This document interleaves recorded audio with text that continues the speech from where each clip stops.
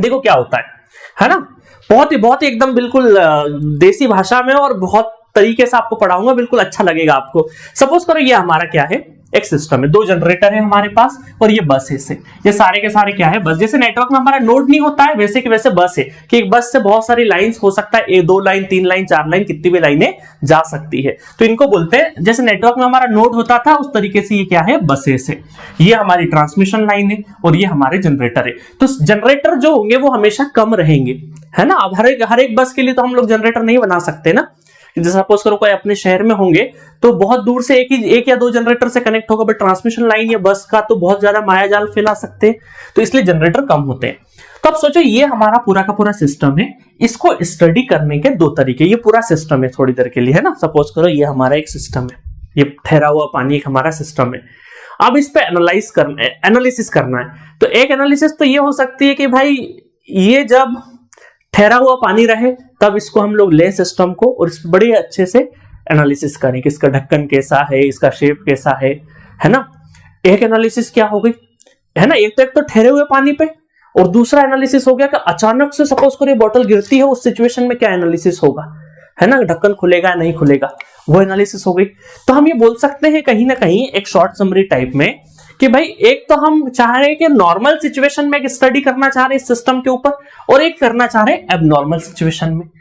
अब normal situation का मतलब है कि भाई ठहरा हुआ है, सब कुछ बराबर है, स्टैटिक स्टेट एनालिसिस बोल सकते हैं हम लोग कहीं ना कहीं, तो स्टडी स्टेट की बात कर रहे हैं हम लोग। और इस पे जो एनालिसिस होती है उसको बोलते हैं हम लोग लोड फ्लो एनालिसिस, LF है, लोड फ्लो एनालिसिस या power flow analysis.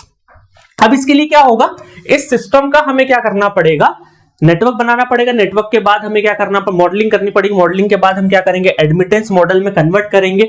Admittance model में ही क्यों कन्वर्ट करेंगे, क्योंकि लोड फ्लो सॉल्यूशन के लिए एडमिटेंस हमारे लिए ज्यादा अच्छा होता है, ठीक है। और उसके बाद हम लोग एडमिटेंस मॉडल से वाइबस मैट्रिक्स बनाएंगे। वाइबस मैट्रिक्स से हम लोग क्या करेंगे, स्टैटिक लोड फ्लो इक्वेशंस लिखेंगे। उन इक्वेशंस को हम क्या करेंगे, सॉल्व करेंगे। देखो वाइबस मैट्रिक्स में जो इक्वेशंस होती है, वाइबस मैट्रिक्स में जो इक्वेशंस होती है वो तो लीनियर इक्वेशंस होती है, बट जब हमें, क्योंकि वहां करंट और वोल्टेज से नहीं, हमें पावर से मतलब होता है, हम पावर की फॉर्म में इक्वेशंस चाहते हैं, एक्टिव पावर रिएक्टिव पावर के फॉर्म में। तो जब एक्टिव पावर रिएक्टिव पावर के फॉर्म में जब इक्वेशन बनती है ना, तो उसमें ट्रिग्नोमेट्रिक कॉस वगैरह आ जाता है, कॉस या साइन। तो इस कारण वो सारी इक्वेशन क्या बन जाती है, नॉन लीनियर इक्वेशन बन जाती है। क्योंकि बहुत सारे स्टूडेंट को मिसकंसेप्शन होता है कि ये जो वाइबस मैट्रिक्स में सर ये तो लीनियर इक्वेशन है, इनसे वोल्टेज और करंट ही हम लोग निकाल सकते हैं और कहीं ना कहीं करंट निकाल सकते हैं। बट हमें एक्चुअल सिस्टम में क्या होता है कि बस वगैरह पे बात करते हैं तो पावर के फॉर्म में बात करते हैं, करंट हमारे पास नोन नहीं रहता है, पावर के फॉर्म में बात करते हैं। और पावर, ये जो इक्वेशंस डिराइव होती है बाद में जाके, वो एक्टिव और रिएक्टिव पावर के फॉर्म में होती है, जो कि नॉन लीनियर कहलाती है। इसीलिए नॉन लीनियर इक्वेशन को सॉल्व करना आसान नहीं, उसके लिए लगते हैं न्यूमेरिकल मेथड। न्यूमेरिकल मेथड का मतलब है कि हम लोग कोई ना कोई इनिशियल कुछ एज्यूम कर लेते हैं वैल्यू, और उसको डाल के बार बार इटरेशन चलाते 5, 7, 10 इटरेशन चला के जो वैल्यू हमारी रिपीट कर जाती है दशमलव के 4 डिजिट तक, उस वैल्यू को हम लोग एक्यूरेट मान लेते हैं। आपको सबको पता होगा M3 में यही करते हैं हम सारा का सारा काम, है ना, इटरेशन मेथड सारी की सारी। तो वही काम हम लोग यहाँ पे नॉन लीनियर इक्वेशन को सॉल्व करने के लिए करते हैं। और वो कौन कौन सी मेथड है, गॉस और गॉस सिडल, NR और फास्ट डिकपलिंग, है ना, फास्ट डिकपल बोल सकते हैं, नॉट कपलिंग, फास्ट डिकपल, ठीक है।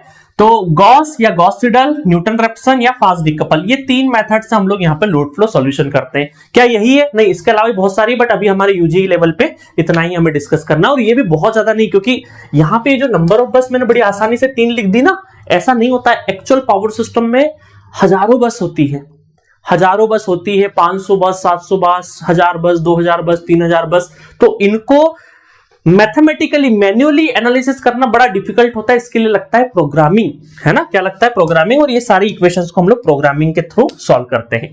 तो ये रहा हमारा नॉर्मली हम लोग जब इसको स्टडी स्टेट पे एनालिसिस कर रहे हैं। दूसरा क्या है हमारा साहब, एबनॉर्मल हो जाए सर।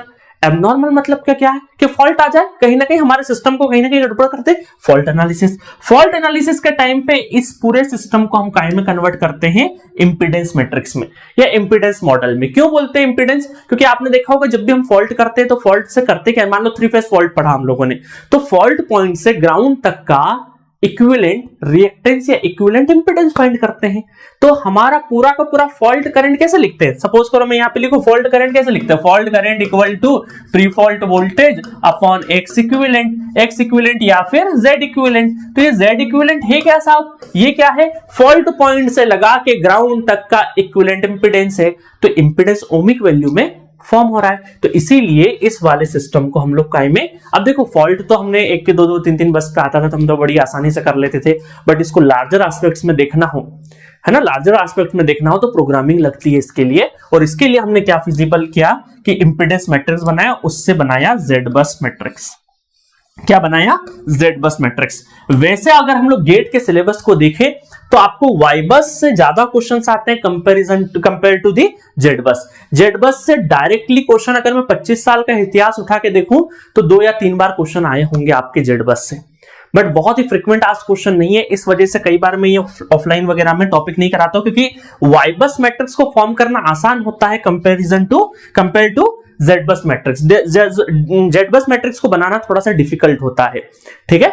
और इससे फिर हम क्या करते हैं, फॉल्ट का एनालिसिस करते हैं। तो अभी तक मैं फुल कोर्सेज वगैरह में इस पे बहुत ज्यादा ध्यान नहीं देता था, क्योंकि स्टूडेंट को अननेसेसरी, क्योंकि मेरा मोटिव ये होता था कि यार स्टूडेंट 3 घंटे में उसके पास ऑलरेडी इतना सिलेबस है और उसमें भी जेड बस जो बहुत कम पूछा जाता है, और एक्चुअली सिलेबस में भी डायरेक्टली कोई मेंशन नहीं है, डायरेक्टली वाई बस एडमिटेंस मैट्रिक्स मेंशन है, जेड बस मैट्रिक्स डायरेक्टली मेंशन नहीं है, बट फॉल्ट मेंशन है साहब। तो कल से क्वेश्चन आ जाएगा तो ये नहीं बोल सकते ना कि मेंशन नहीं है।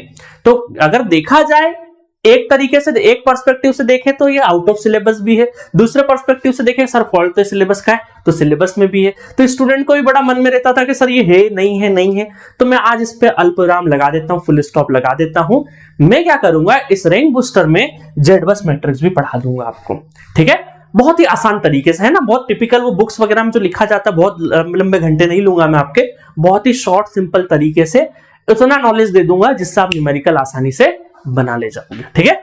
तो बड़ी अच्छे से इसको देख लेंगे और फॉल्ट के भी कुछ 1-2 न्यूमेरिकल कर लेंगे हम लोग, है ना, ताकि आपको आइडिया आ जाएगा।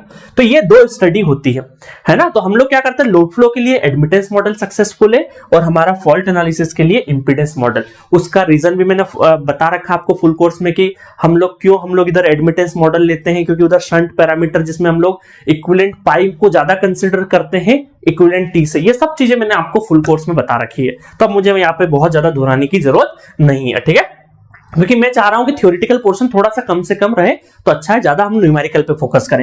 तो देखो अब हमारा क्या चलने वाला है, इस तरीके से हम लोग पूरा का पूरा ये सेशन चलाने वाले हैं कि न्यूमेरिकल के लिए सर हमारे लिए क्या इंपॉर्टेंट है, उस पर हम सबसे ज्यादा बात करेंगे, ठीक है। किस पे बात करेंगे, न्यूमेरिकल पे। कौन सा कलर ले लेते हैं, ये ले लेते हैं, ठीक है। चलो देखो, तो न्यूमेरिकल आते हैं वाई बस मैट्रिक्स से, कि वाई बस मैट्रिक्स को कैसे फॉर्म करते हैं, उसके ऊपर बहुत सारे न्यूमेरिकल पूछे गए हैं। जेड बस मैट्रिक्स से थोड़े से कम न्यूमेरिकल पूछे गए हैं। मैंने बताया कि 25 साल का इतिहास उठा के देखोगे तो 2, 3, 4 न्यूमेरिकल से ज्यादा आपको नहीं मिलेंगे, बट हर एक आध साल में आपको वाई बस मैट्रिक्स का क्वेश्चन मिलेगा, तो इसको हम लोग ज्यादा प्रैक्टिस करेंगे। और अभी मैंने बताया जैसा कि इस बार मैं आपको वाई बस मैट्रिक्स भी पढ़ाऊंगा। तो सबसे पहले हम क्या पढ़ेंगे, वाई बस मैट्रिक्स पढ़ेंगे, उसके बाद हम लोग जेड बस मैट्रिक्स भी पढ़ेंगे और उसके ऊपर भी न्यूमेरिकल करेंगे।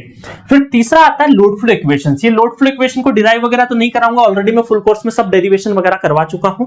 उसकी सॉल्विंग टेक्निक को भी बहुत शॉर्ट समरी टाइप में देखेंगे कि गॉस सेटल भाई साहब ने क्या बोला, न्यूटन रेफसन ने क्या बोला, फास्ट डिकपल ने क्या बोला, इनके कंक्लूजन समझेंगे, ताकि इन पे एक थ्योरेटिकल क्वेश्चन आ जाए तो वो हम आसानी से कर पाए। और इन सॉल्विंग टेक्निक में भी जो इंपॉर्टेंट है वो आपकी न्यूटन रेफसन है। वैसे भी आपको M3 वगैरह में न्यूटन रेफसन बड़ी आसानी से अच्छा लगता है, जल्दी से रिजल्ट आ जाता है। तो न्यूटन रेफसन में क्या होता है, साइज ऑफ जैकोबियन करके एक चीज होती है, ठीक है, साइज ऑफ जैकोबियन, है ना। तो साइज ऑफ जैकोबियन के ऊपर काफी न्यूमेरिकल आए हुए हैं, तो हम लोग इस लेक्चर में तो नहीं, मतलब पूरे फॉल्ट इसमें लोड फ्लो सॉल्यूशन में पूरे इस यूनिट में साइज ऑफ जैकोबियन के ऊपर भी फोकस करेंगे। तो न्यूमेरिकल वाइज देखें तो वाई बस सबसे ज्यादा, उसके बाद साइज ऑफ जैकोबियन से क्वेश्चन, इन दोनों से सबसे ज्यादा क्वेश्चन आते हैं, ठीक है। और फिर उसको अगर क्वेश्चन पूछने वाले को थोड़ी फुर्सत मिलती है ना, किस किस से बता देते हैं, है ना। सबसे ज्यादा वाई बस मैट्रिक्स से फोकस, उसके बाद साइज ऑफ जैकोबियन, इन दो पे सबसे ज्यादा फोकस होता है। उसके बाद उसका थोड़ा सा फोकस हटा और थोड़ा मन किया कि चलो यार एक आध थ्योरी क्वेश्चन यहाँ से पूछ लेते हैं, ठीक है, वो कर लेगा थ्योरी क्वेश्चन, और फिर लगेगा कि चलो पेपर ठीक ही बनाना है तो एक आध जेड बस क्वेश्चन भी डाल देगा, है ना। तो उम्मीद कम है इनकी थ्योरेटिकल क्वेश्चन की और इसकी, है तो प्रायोरिटी मैंने आपको बता दी है। बट इस लेक्चर सीरीज को फॉलो करो, बहुत ही कम टाइम में बहुत ही इफेक्टिव तरीके से आपके दिमाग में मैं उतार दूंगा सारे कॉन्सेप्ट, और मजा आएगा, कॉन्फिडेंस फील करोगे, है ना। बोलने की जरूरत नहीं पड़ेगी, जब क्वेश्चन खुद पे खुद बनने लगेंगे मजा आएगा, ठीक है। चलो सबसे पहले मैं आपको कंपैरिजन करा देता हूं वाई बस और जेड बस के बीच में, हल्का फुल्का, है ना। बाकी तो हम जब जेड बस की बात करेंगे तब सारी चीजें देखेंगे। देखो ये सिस्टम है, इसकी लोड फ्लो इक्वेशन और लोड फ्लो एनालिसिस और फॉल्ट एनालिसिस। लोड फ्लो कैसे चलता है, current equal to Y into V into Y, ऐसा भी बोल सकते हैं। ये वाई क्या है हमारा, असल में हमारा ये हमारा वाई बस मैट्रिक्स, यहाँ जो मैट्रिक्स बनेगा, 2 बस होगा तो 2x2 का, 3 बस होगा 3x3 का, इस तरीके से बनता रहेगा। अच्छा, इसमें क्या होता है, स्पार्स या फिर स्पार्सिटी। स्पार्सिटी का मतलब ये है कि इस मैट्रिक्स के अंदर बहुत सारे एलिमेंट क्या होंगे, आपके जीरो हो जाएंगे, स्पार्स हो जाएंगे। स्पार्स का मतलब बहुत सारे एलिमेंट यहाँ पे आपके क्या रहेंगे, जीरो होंगे। तो इस वजह से वाई बस क्या होती है, वाई बस में बहुत सारे एलिमेंट क्या होते हैं, स्पार्स होते हैं। इसका मतलब है कि बहुत सारे नॉन जीरो होते हैं, जिसकी वजह से टाइम भी कम लगता है साहब, है ना। Less time due to sparsity, iteration में टाइम कम लगेगा, और कंप्यूटर क्योंकि प्रोग्रामिंग होगी तो उसकी मेमोरी भी, जो कंप्यूटर में जो मेमोरी लेगा, ऑक्यूपाई करेगा स्पेस, वो भी कम करेगा, ठीक है। इजी है, इसका बिल्डअप करना बहुत ही इजी है, बहुत अभी बता दूंगा। 2 रूल आपको ध्यान में रखना, आप वाई बस मैट्रिक्स बना दोगे। इजी टू मॉडिफाई, कोई लाइन ऐड करना है, रिमूव करना, ये भी आसान है। तो वाई बस अल्टीमेटली देखा जाए तो वाई बस और जेड बस के कंपैरिजन में वाई बस बहुत ही आसान है। बट इधर अगर जेड बस की बात करें ना, तो यहां पर स्मॉल सिस्टम, अगर 2x2 2 बस का सिस्टम है अगर, तो अगर हमारे पास वाई बस है तो जेड बस कैसे निकाल सकते हैं, उसका इन्वर्स करके निकाल सकते हैं। तो हम ये काम तो 2x2 के लिए या 3x3 के लिए तो कर लेंगे बड़ी आसानी से, इन्वर्स निकाल लोगे कहीं ना कहीं।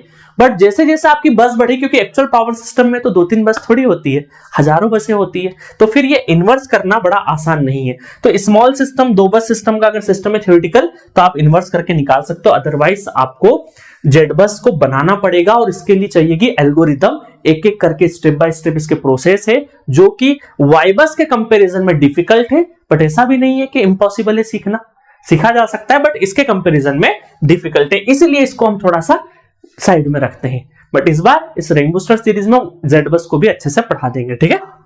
स्पार्स नहीं होती इसके अंदर एलिमेंट, ठीक है। Difficult to build up, difficult to modify, इसको मॉडिफाई करना भी थोड़ा सा डिफिकल्ट होता है। तो ये सारे के सारे छोटे छोटे पॉइंट्स हैं, बहुत सारे वैसे तो पॉइंट लिखे जा सकते हैं, बट जो जो मेन पॉइंट है वो मैंने लिख दिए। अच्छा, एक चीज और ध्यान रखना, both Y bus and Z bus is symmetrical around principal diagonal, है ना। जैसे ये बस बनेगा, ये बस बनेगा 3x3 का मान लो बना, ठीक है, ये इस तरीके से स्पेस होगा। तो ये डायगोनल जो है, ये डायगोनल के अक्रॉस या अराउंड, डायगोनल के अराउंड इधर और इधर का एक जैसा दिखेगा आपको, इसका मतलब सिमेट्रिक है अबाउट डायगोनल। डायगोनल के अबाउट क्या है, ये सिमेट्रिकल दिखेगा, तो इसलिए इसको क्या बोलते हैं हम लोग, सिमेट्रिकल बोलते हैं। बट ये सिर्फ सिंपल सिस्टम हो, इसमें ट्रांसफॉर्मर वगैरह लग जाए तो फिर दिक्कत है ना, फिर सिमेट्रिकल नहीं रहेगा। एक क्वेश्चन में पूछा गया है थ्योरेटिकल, ट्रांसफॉर्मर लगा के सिमेट्रिक नहीं रहेगा, तो वहां क्या लगाओगे, अनसिमेट्रिक रहेगा, ठीक है। चलो